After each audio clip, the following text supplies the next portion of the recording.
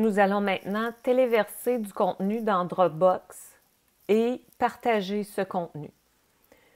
Alors, si j'ai des ressources, par exemple, pédagogiques, je vais vouloir me créer un dossier.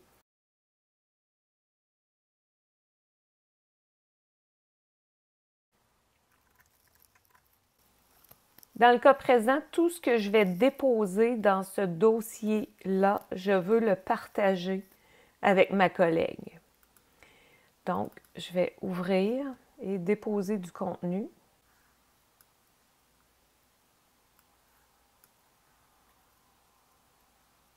Je vais revenir à mes fichiers et je vais cliquer sur « Partager ». Alors, je peux partager avec une adresse de courriel. La personne va recevoir un courriel disant « Telle personne veut partager tel dossier Dropbox avec telle autre personne ». Évidemment, cette personne-là devra aussi avoir un compte Dropbox. Je pourrais aussi simplement créer un lien et toutes les personnes disposant de ce lien pourront télécharger le contenu qui est à l'intérieur. Alors, je copie le lien et ce lien qui est copié, je peux l'envoyer par texto, par Messenger, je pourrais le joindre à un courriel aussi.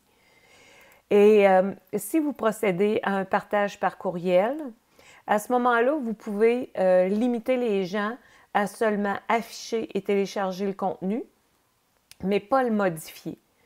L'intérêt de partager avec un courriel, c'est que la personne peut modifier le contenu. Alors, dans le cas d'un télétravail, par exemple, où un fichier a à être constamment mis à jour, ça peut être une option intéressante.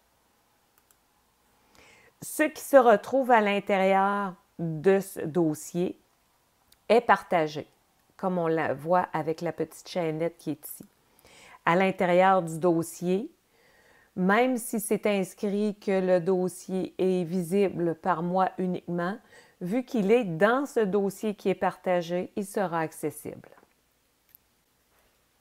Alors, quand on partage un dossier Dropbox via courriel, ça ressemble un petit peu à ça. On reçoit un courriel disant « Telle personne veut partager tel dossier ». En cliquant sur « Accéder » et en revenant dans mon compte, on s'aperçoit que dans mes fichiers, je ne le vois pas, mais si je clique sur « Partage », le dossier qui m'a été partagé est complètement accessible via mon compte. Il faut cependant être prudent de la taille des dossiers, vu que Dropbox nous limite à 2 GB dans le compte gratuit.